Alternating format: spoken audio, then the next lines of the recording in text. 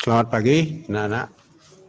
Sebelum kita mulai, tadi ada kesalahan sedikit, kita nggak tahu juga, tapi operatornya udah tahu. Ya. Sebelum kita mulai, kita mengaturkan pengajian Jumat agar kita bisa melaksanakan tugas dengan baik. Om Swastiastu. Minggu yang lalu kita sudah bicara tentang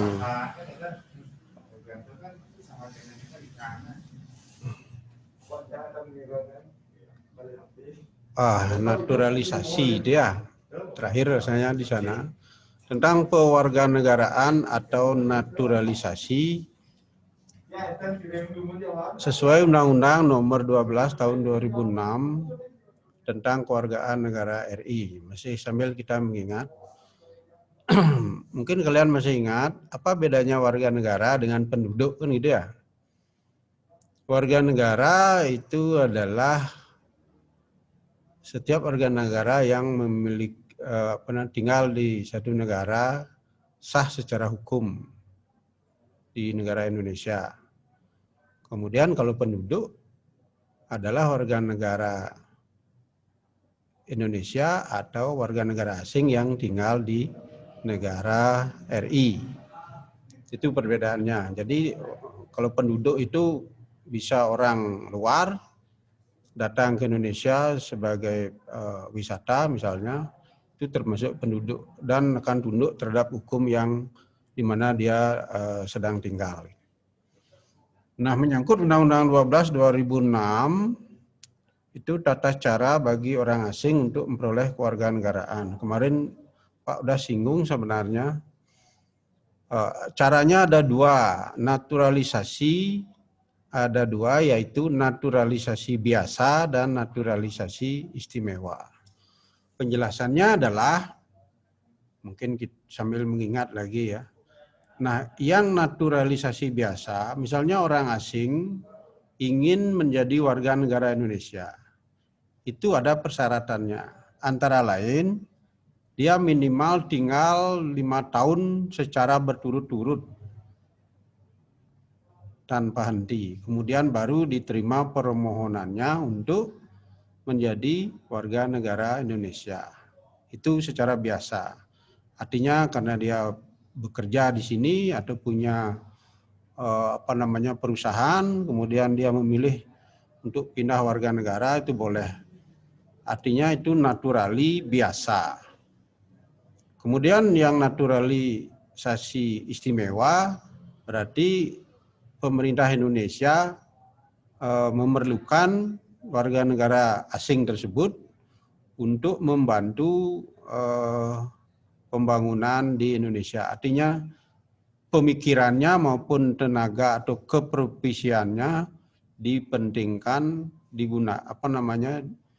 dibutuhkan oleh negara Indonesia. Maka dia permohonannya jauh lebih mudah. Tidak perlu dia nunggu 5 tahun baru bisa jadi warga negara Indonesia. Itu bedanya ya. Berarti saya berikan contoh kemarin itu misalnya pemain sepak bola di Bali United misalnya. Ada dari Belanda atau Brasil gitu. Kemudian karena dianggap mampu membawa pesepak bola Indonesia ke ajang yang lebih baik, maka naturalisasi istimewa bisa diusulkan oleh pemerintah, maka orang tersebut bisa lebih cepat menjadi warga negara Indonesia. Artinya ada jalan pintas yang disebut dengan naturalisasi istimewa. Itu di Undang-Undang 12 tahun 2006. Saya kira tidak ada sulit, kita pahami aja. Kemudian akibat, nah ini penting, kemarin juga saya sudah jelaskan. Akibat pewarganegaraan. Akibat hukum pasangan kawin campuran, masih ingat ya? Nanti anak-anak siapa tahu nanti dewasa ingin jodoh dengan orang asing misalnya. Lalu sisi hukumnya seperti apa? Minimal anak-anak harus tahu. Karena ada undang-undang yang membawahi itu agar setiap warga negara yang ingin melaksanakan perkawinan lewat antar negara gitu, maka ada aturan tertulisnya. Nah, akibat hukuman pasangan kawin campuran dan anak-anaknya ya dari orang tua dan anaknya menjadi warga negara karena pewarganegaraan. Bagaimana itu? Kita lihat sekarang akibatnya sebagai berikut. Ini ya. Setiap warga negara yang bukan warga negara Indonesia diperlakukan sebagai orang asing. Ya, diingat. Jadi orang luar yang tidak warga negara Indonesia ya orang asing. Dari negara manapun dia itu orang asing. Atau kalau kita di pariwisata namanya apa? Tamu gitu ya. Kemudian yang berikutnya, kehilangan kewarganegaraan RI bagi suami atau istri yang terikat perkawinan sah tidak menyebabkan kehilangan status kewarganegaraan itu. Jadi kehilangan kewarganegaraan RI bagi suami atau istri yang terikat perkawinan sah tidak menyebabkan kehilangan status kewarganegaraan. Ya sudah mudah kita pahami. Jadi apapun statusnya tidak akan kehilangan warga negara. Anak yang belum berusia 18 tahun dan belum kawin yang mempunyai hubungan hukum kekeluargaan ayahnya sebelum ayah itu memperoleh kewarganegaraan RI, turut memperoleh kewarganegaraan RI. Nah, walaupun orang tuanya belum masuk warga negara Indonesia, kalau dia lahir di sini tetap dia memperoleh kewarganegaraan RI. Itu maksudnya. Nomor selanjutnya, anak yang lahir di wilayah RI yang saat lahir tidak jelas kedudukan orang tuanya atau tidak diketahui orang tuanya merupakan kewargaan negara RI, Republik Indonesia. Setiap anak yang lahir, intinya semua memiliki kedudukan yang sah sebagai warga negara, dimanapun dia lahir, itu intinya. Walaupun kewarganegaraan orang tuanya belum diketahui, atau bahkan orang tuanya tidak ada, tetap dia mendapatkan kedudukan sebagai warga negara RI. Itu akibat daripada pewarganegaraan menurut Undang-Undang 12/2006 tentang pewarganegaraan. Nah, kita lanjutkan lagi sedikit menyambung yang dulu. Nah, yang ini belum sama sekali ya. Yang nomor C, kemerdekaan beragama dan berkepercayaan. Mungkin Pak bisa jelaskan di sini kemerdekaan beragama. Artinya kalau kita merdeka tidak ada intervensi, tidak ada yang menekan, tidak ada yang memaksa. Itu ya. Beragama dan berkepercayaan sesuai dengan Undang-Undang Dasar 1945 pasal 29 gitu. Setiap warga negara berhak memeluk agama sesuai dengan kepercayaannya, gitu ya. Jadi di sana ada kemerdekaan beragama dan berkepercayaan. Artinya beragama dan berkepercayaan itu adalah hak asasi manusia. Maka pasal 29 termasuk hak asasi manusia di bidang memeluk agama dan kepercayaan. Jadi di Indonesia tidak satu agama, gitu. Karena sudah disahkan ada 5 agama atau bahkan 6 sekarang, itu terserah pada setiap warga negara punya hak wajib beragama, tetapi tidak dipaksakan untuk memeluk agama A, memeluk agama B gitu, tidak. Menurut keyakinan masing-masing. Itu yang dimaksud. Kemudian aliran kepercayaan. Aliran kepercayaan ini adalah juga termasuk agama dalam arti keyakinan terhadap Sang Pencipta. Itu kepercayaan namanya. Dulu sejarah zaman nenek moyang kan, kita punya nenek moyang itu yakin kepada paham animisme dan dinamisme. Jadi percaya kepada tempat-tempat yang angker, atau percaya pada batu misalnya, kemudian bahwa Sang Pencipta itu bersemayam di alam semesta ini. Itu aliran kepercayaan. Itu jelas diperbolehkan menurut pasal 29 ayat 1 dan ayat 2. Nah, setelah kebebasan memeluk agama itu tidak dipaksakan oleh siapapun, termasuk negara. Walaupun kita memiliki menteri agama, itu adalah hanya lembaga itu mengatur kehidupan beragama di seluruh Indonesia, agar dalam hal melaksanakan upacara agama maupun beribadah sesuai dengan keyakinan masing-masing agama, tentu inilah yang harus dilindungi oleh Kementerian Agama.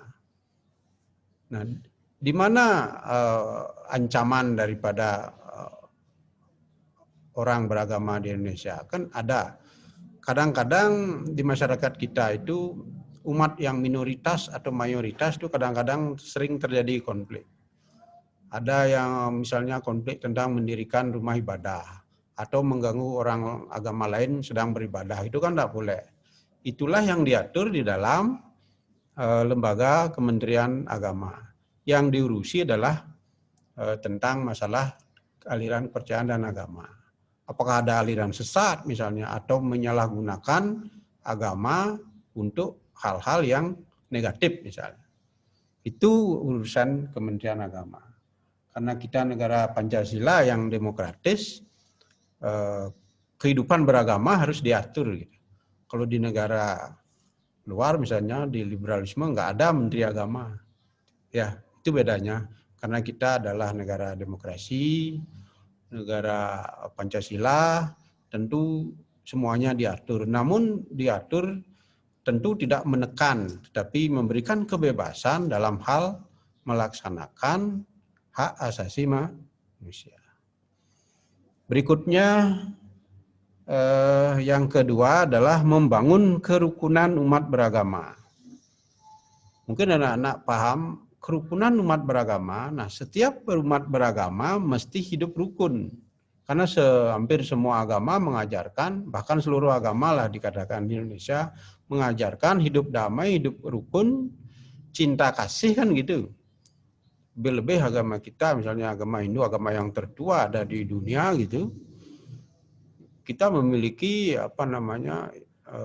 kitab suci Weda, Bhagavad Gita, yang kalau kita baca, kalau kita pahami itu dalam kehidupan sehari-hari sudah bersifat lengkap sekali, universal. Nah, di agama lain mungkin sama juga. Jadi kalau agama lain ya tentu kita tidak begitu pahami gitu. Karena kita hanya memahami agama kita, dan itu kita menghargai. Dalam menjaga kerukunan umat beragama, kita tidak membedakan, tidak memaksa agama yang dianut dalam kehidupan beribadah maupun melakukan upacara agama. Itu sudah dilindungi. Nah, bagaimana merajut kerukunan umat beragama? Karena ada 3 poin di sini. Hubungan agama dengan agama umat lain, hubungan interagama, antar pemeluk agama, dan antar pemeluk agama dan pemerintah. Inilah harus disinkronkan agar kerukunan beragama itu menjadi nyata. Tidak ada hal-hal konflik mengenai masalah kepercayaan dan beragama. Itu tidak boleh sama sekali. Itu dilihat dari sisi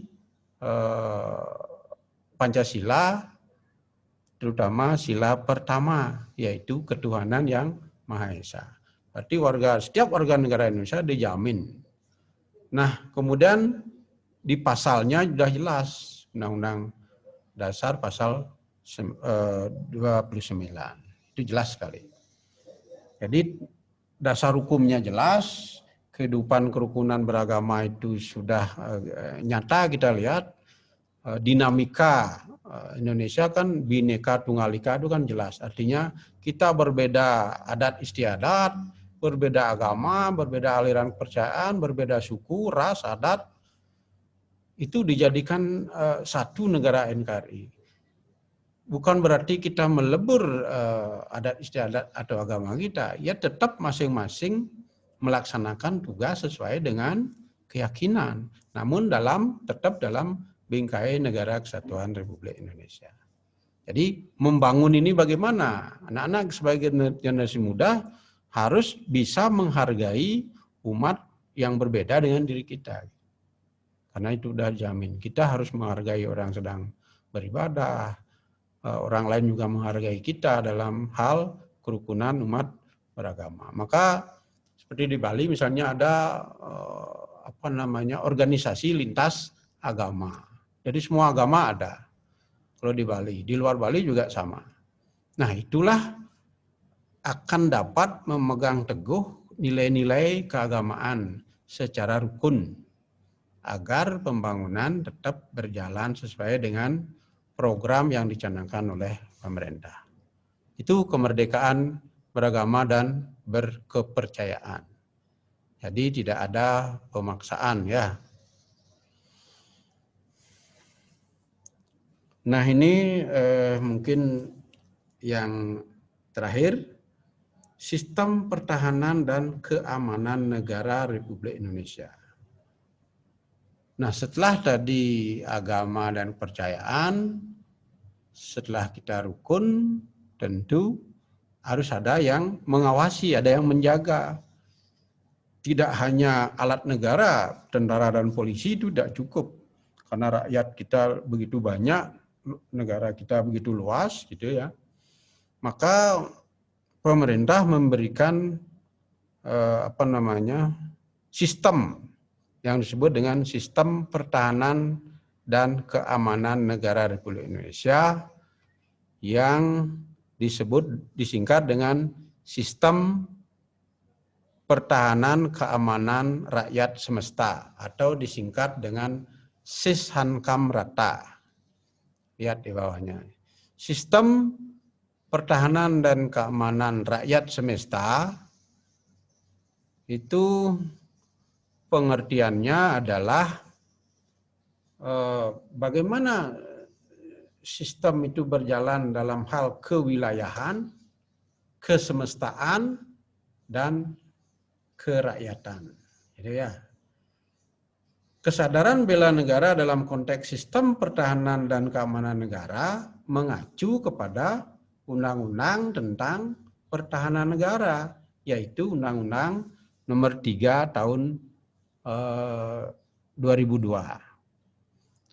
Di salah satu pasalnya dikatakan bahwa pengertian bela negara itu adalah sikap dan perilaku warga negara, ya sikap kita seperti apa gitu, dalam turut menjaga dan mempertahankan negara yang dijiwai oleh kecintaan kepada negara dalam menjamin kelangsungan hidup bangsa dan negara. Itu bunyi pasal, salah satu pasal di Undang-Undang Nomor 3 Tahun 2002 tentang Pertahanan Negara. Sana tulis bela negara. Siapakah yang wajib bela negara? Sesuai pasal 30 ayat 1 dan 2, setiap warga negara wajib melaksanakan usaha bela negara, termasuk saya dan kalian anak-anak semuanya. Artinya adalah bela negara itu adalah sikap atau perilaku. Misalnya di dalam demonstrasi misalnya kita boleh demonstrasi unjuk rasa. Akhir-akhir ini kan ada pro kontra Undang-Undang Cipta Kerja yang disahkan oleh DPR. Jadi yang merasa tidak setuju itu boleh melaksanakan namanya unjuk rasa, turun ke jalan sepanjang tidak melanggar keamanan dan ketertiban masyarakat. Itu boleh karena itu diundangkan di dalam Undang-Undang 9 tahun 1998. Itu setiap warga negara berhak menyatakan pendapat di muka umum, itu antara lain. Itu ya. Jadi bela negara. Jadi bagaimana sikap kita? Ya tentu kita melaksanakannya secara tertib, damai, mengajukan protes pada pemerintah yang menurut Anda kebijakannya kurang tepat, misalnya boleh. Kenapa tidak boleh? Sepanjang tidak mengganggu masyarakat atau ketertiban umum. Oke. Nah, saya lanjutkan lagi. Sis hankam rata ini ya maksudnya adalah sistem ini akan melibatkan seluruh warga negara, wilayah, sumber daya nasional lainnya diselenggarakan secara total, terpadu, terarah, dan berlanjut untuk menegakkan kedaulatan negara. Nah, kita pelan-pelan pahami. Jadi sistem ini, sistem pertahanan keamanan rakyat semesta itu artinya menyangkut keseluruhan. Bukan hanya manusianya saja, tetapi juga menyangkut wilayah. Bukan hanya warga negara, tapi juga menyangkut wilayah, sumber daya nasional, itu kekayaan alam, itu termasuk. Dilaksanakan secara total, terpadu, kemudian terarah, dan berlanjut untuk menegakkan kedaulatan rakyat. Ya, nanti kalau ada soal tentang apa itu sistem keamanan rakyat semesta, anak bisa pahami. Okay?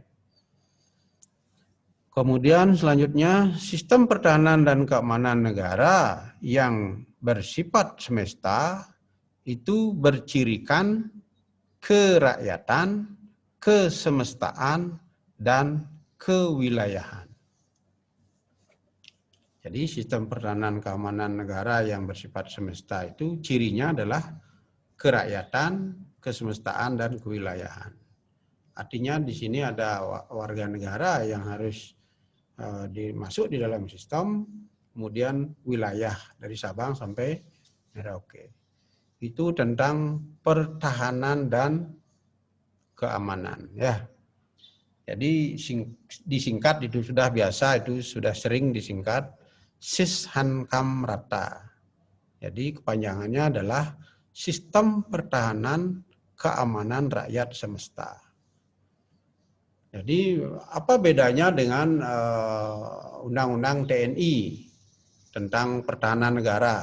Ya bedanya kalau alat negara itu adalah pelaksana yaitu TNI dan Polri. Kalau yang semesta berarti mengajak masyarakat agar bertanggung jawab secara total untuk menjaga negara, kedaulatan negara NKRI. Itu ya di bab 4 ini. Berarti yang terakhir itu adalah pertahanan dan keamanan. Itu jelas sekali. Nah, kalau kita lihat, lanjut lagi sedikit. Nah, di dalam Undang-Undang Pertahanan RI itu juga termasuk di sana ada bela negara. Tadi Pak katakan siapa saja yang wajib membela negara. Pasal 30. Setiap warga negara wajib membela negaranya. Itu ya. Nah, prinsipnya sikap dan perilaku warga negara dalam turut menjaga dan mempertahankan negara. Jadi semua warga negara, tidak hanya angkatan bersenjata, tidak hanya TNI Polri, tidak hanya pemerintah saja gitu maksudnya. Yang dijiwai oleh kecintaan kepada negara dalam menjamin kelangsungan hidup bangsa dan negara. Jadi kita dijiwai oleh kecintaan terhadap tanah air. Jadi di Pancasila sila ketiga itu cinta tanah air nilai-nilainya. Kalau nanti ada soal misalnya bela negara yang didasari pada kecintaan pada tanah air ini sesuai dengan sila keberapa misalnya soalnya. Ya tentu jawabannya adalah cinta tanah air itu ada di sila ketiga. Kalau menghormati agama orang lain itu sila pertama. Hak asasi manusia sila kedua, gitu ya. Harus dipahami itu biar menjawab soal itu nanti kalau ulangan umum atau TS kemarin itu Pak bikin soal untuk kelas 10 itu kebetulan Pak yang ditugaskan untuk membuat soal itu udah jelas itu ya. Jadi banyak sekali sila-sila dari Pancasila. Kemudian ada sila kelima, apa itu tentang hidup sederhana, artinya keadilan sosial gitu ya. Nah itulah yang disebut bela negara. Jadi semua kita membela negara. Nah bagaimana kedudukan TNI dalam bela negara? Nah sebagai kekuatan inti adalah dalam bela negara misalnya perang, masa kita di depan gitu ya, karena kita tidak punya senjata, tidak ahli dalam senjata. Itu kita punya pasukan khusus, punya pasukan tempur namanya, anti tempur perang. Itu tentang kedaulatan rakyat. Pasukan intinya adalah TNI dan Polri. Utamanya TNI menjaga kedaulatan, kalau menjaga masyarakat, terlibat masyarakat, keamanan itu polisi. Bedakan pertahanan dengan keamanan, ya. Kadang-kadang anak-anak sulit menjawab. Kalau pertahanan itu dikerjakan tugasnya itu oleh TNI, ingat, pertahanan negara, kedaulatan negara. Kalau ketertiban dan keamanan masyarakat di dalam negeri itu adalah tugas daripada Kepolisian Republik Indonesia. Itu bedanya, ada pertahanan dan keamanan. Nah, bela negara itu adalah semua warga negara ikut serta di dalam wajib membela negara. Kalau kita tidak membela negara, lalu siapa yang membela negara kita bahkan sampai sekarang dari sejak proklamasi itu gitu. Nah, ini yang dimaksud, jangan sampai anak-anak nanti hanya TNI aja membela, enggak. Tapi di garis depan TNI. Nah, sebagai pendukung bela negara, sebagai pendukung adalah rakyat, seluruh rakyat Indonesia. Nah, di Undang-Undang Nomor 3 Tahun 2002 tentang Pertahanan dan Keamanan, ya saya singkat HANKAM di sini. Di pasal 9 ayat 2 itu jelas gitu ya, bahwa bentuk-bentuk keikutsertaan warga negara dalam usaha bela negara. Apa itu bentuk-bentuknya? Nah, bentuk-bentuk usaha bela negara apa? Kita bisa lihat nih terakhir mungkin ya. Bentuk usaha bela negara antara lain 1, pendidikan kewarganegaraan. Jadi anak-anak saya berikan ilmu tentang pendidikan kewarganegaraan di setiap jenjang sekolah, bahkan dari PAUD sekarang sudah ada. PAUD, TK, SD, SMP, bahkan perguruan tinggi, bahkan setelah menjabat pun tetap PPKN itu wajib gitu ya, tidak akan hilang gitu, karena menyangkut dasar negara, menyangkut ideologi negara.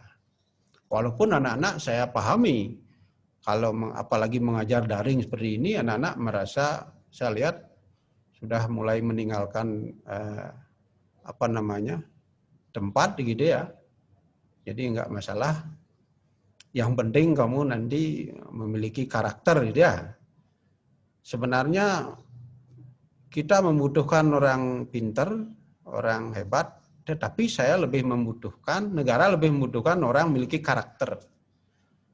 Karena revolusi mental yang dicanangkan oleh Presiden saya kira belum begitu kelihatan gitu ya. Generasi muda kita masih belum memiliki karakter yang tegas, identitas dirinya seperti apa gitu. Kita butuh orang pinter, orang cerdas, orang hebat, tetapi kita lebih butuh kepada orang yang memiliki karakter.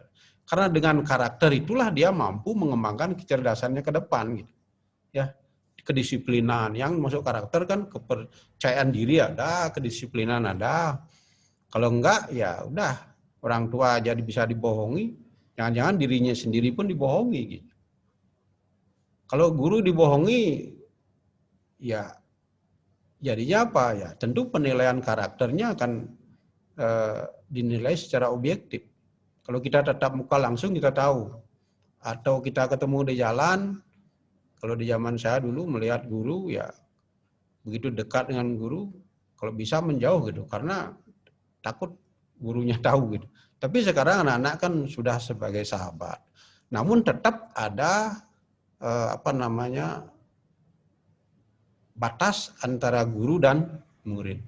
Jadi kita sebagai sahabat di satu sisi sebagai peserta didik dan pendidik. Anak menghormati guru, guru juga menghargai anak gitu.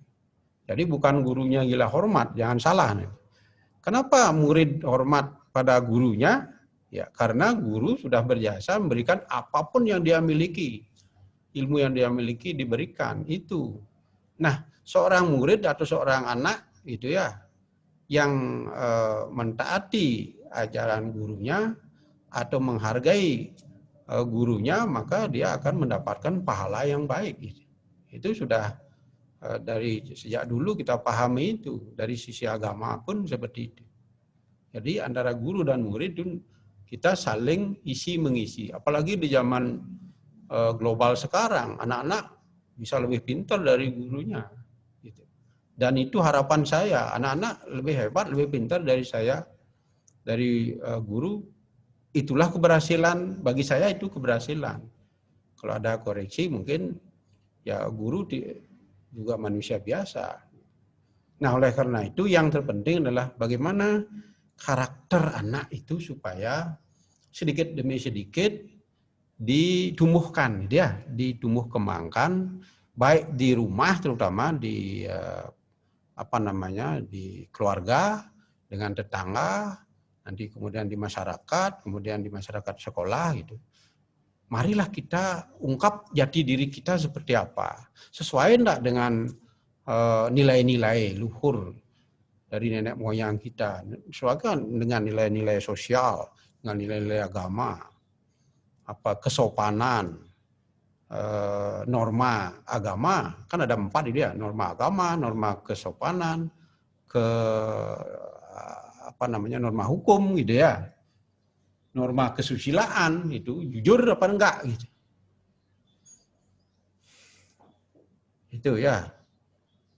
Nah, kalian sudah pahami tadi bahwa bentuk usaha, kembali lagi, bentuk usaha bela negara salah satunya adalah pendidikan kewarganegaraan yang diajarkan di semua jenjang setiap sekolah, baik informal maupun sekolah formal seperti kita di sekolah.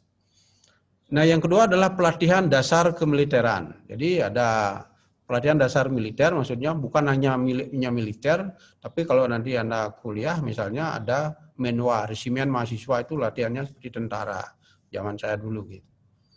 Itu menwa. Jadi dapat pelatihan dasar kemiliteran. Kemudian yang ketiga, pengabdian sebagai prajurit TNI secara sukarela atau wajib. Ya, nanti siapa tahu kalau anak perempuan jadi polisi wanita, kan ada poluan, ada TNI wanita juga ada gitu ya. Laki perempuan itu sudah sejajar sekarang. Itu bisa anak mengabdi di TNI, itu juga salah satu bentuk usaha membela negara. Dan terakhir ini yang penting adalah pengabdian sesuai profesi. Kalau anak-anak profesinya pelajar, bagaimana saya membela negara lewat belajar yang baik, berkarakter yang baik, menjadi anak yang baik di rumah kan gitu. Tidak membohongi orang tuanya, tidak membohongi diri sendiri, terutama apalagi bohong sama Tuhan misalnya. Kemudian profesi sebagai guru misalnya seperti saya, apa kewajiban saya membela negara? Saya harus mengajarkan lepas pada anak-anak.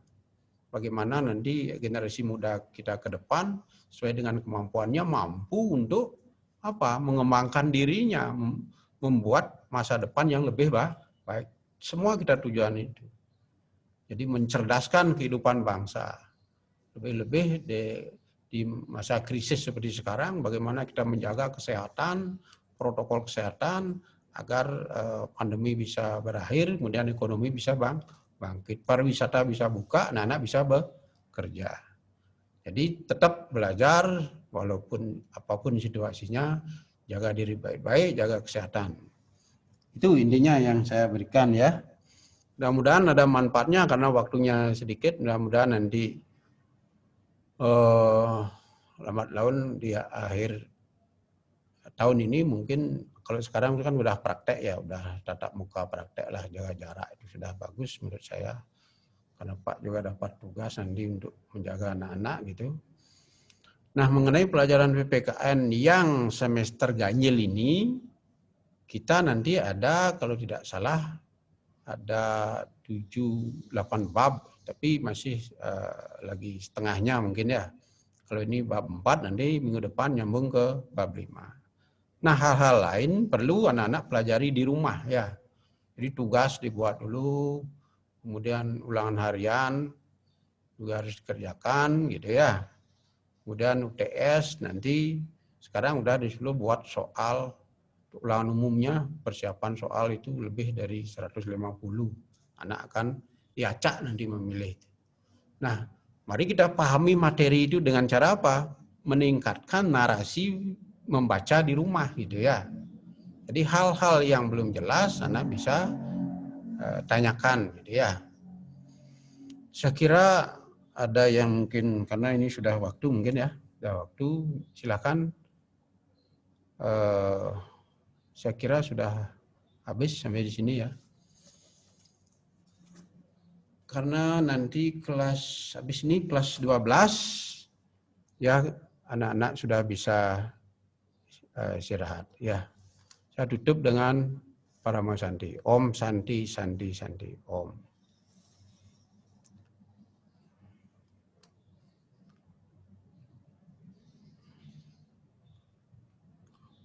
Oh ini ternyata bikinan anak-anak yang coret-coret ini ya. Oke. Saya harap kalian memperbaiki diri gitu ya. Nanti karena ini kelas 10, saya nggak tahu nih dari HP mana gitu. Mudah-mudahan kalian tidak mengulangi lagi. Ternyata anak-anak yang mencoret ya, coret ya, oke. Kelas 10 sudah seperti ini, bagaimana ke depan gitu. Ya, sekian dari saya, Anda bisa lifting, bisa istirahat. Oke. Karena kelas 12 mungkin. Sekali lagi saya ucapkan terima kasih banyak Parama Santi. Om Santi Santi Santi.